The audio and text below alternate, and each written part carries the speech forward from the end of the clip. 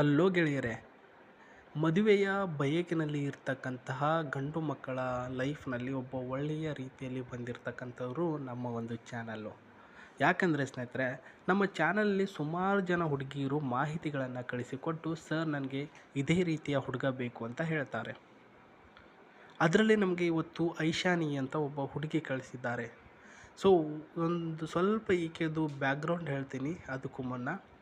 ಸ್ನೇಹಿತರೆ, ಮೊದಲು ಇವರ ತಾಯಿಯವರು ಕೆಲ ವರ್ಷಗಳ ಹಿಂದೆ ತೀರಿಕೊಂಡು ಹೋಗ್ತಾರೆ ಸ್ನೇಹಿತರೆ.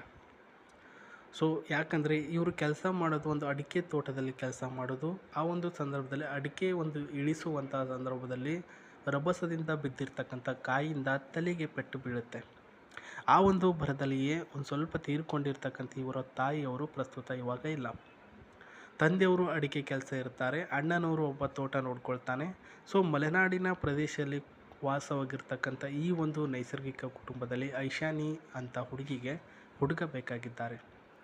ಈಕೆಯ ವಯಸ್ಸು ಬಂದು 26 ವರ್ಷ. ಊರು ಬಂದ್ಬಿಟ್ಟು ದೊಡ್ಡಗದ್ದೆ ಎಂಬ ಒಂದು ಊರು.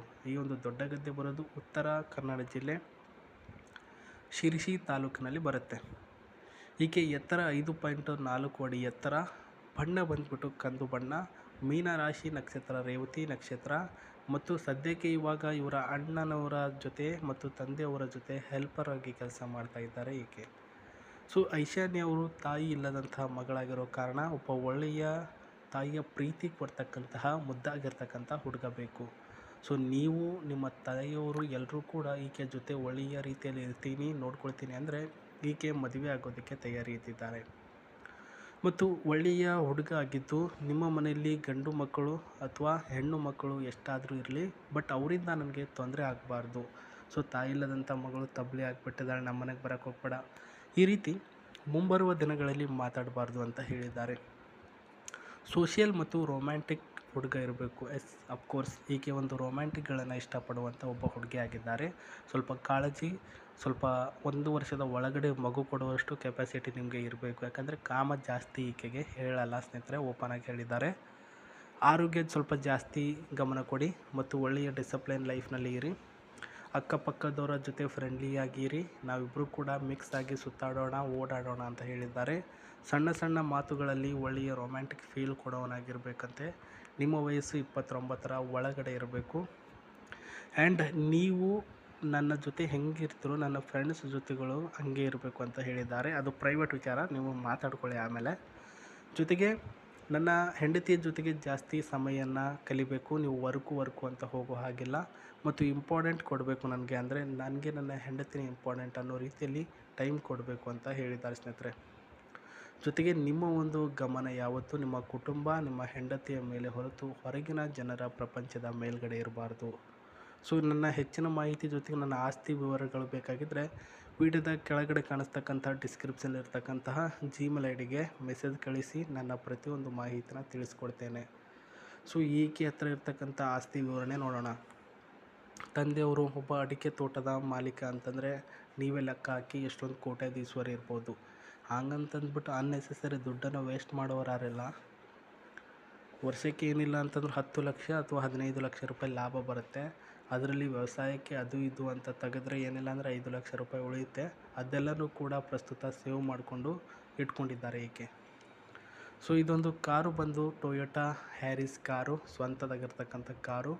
ಸೊ ಇದರಲ್ಲಿ ಸುತ್ತಾಡಬೇಕು ಅಂತ ಆಸೆ ಈಕೆ. ಅಂದರೆ ಕಾರ್ ಇದೆ, ಬಟ್ ಇದರಲ್ಲಿ ಸುತ್ತಾಡಬೇಕು ಅಂತ ಆಸೆ ಇದೆ, ಬಟ್ ಅದು ಗಂಡನವರ ಜೊತೆ ಹೋಗಬೇಕು ಅನ್ನೋದು. ಇದರ CC 1496 CC petrol variant. Top speed 175ರಿಂದ 180 ಟಾಪ್ ಸ್ಪೀಡು.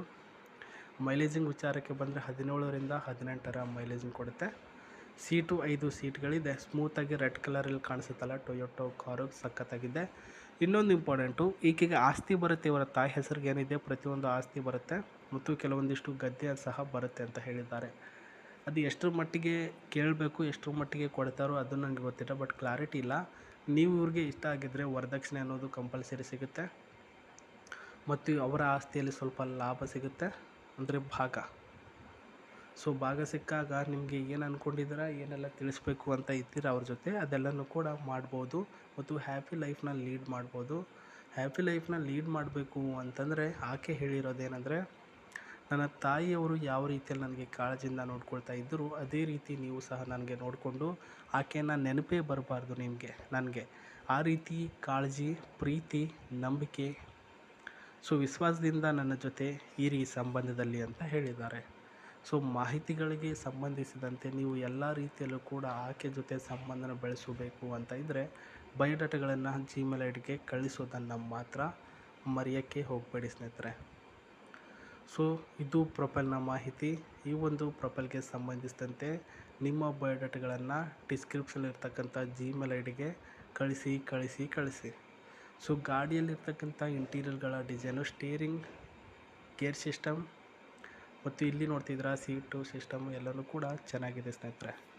ಇದು ಇವತ್ತಿನ ಮಾಹಿತಿ. ನಾನು ನಿಮಗೆ ಮತ್ತೆ ಹೊಸ ಪ್ರೊಫೈಲ್ನೊಂದಿಗೆ ಸಿಗ್ತೀನಿ. ಅಲ್ಲಿವರೆಗೂ ನನ್ನ ಚಾನಲ್ ನೋಡ್ತಾ ಇರಿ ಮತ್ತು ತಪ್ಪದೇ ಸಬ್ಸ್ಕ್ರೈಬ್ ಮಾಡಿ. ನಮಸ್ತೆ, ಟೇಕ್ ಕೇರ್, ಬಾಯ್.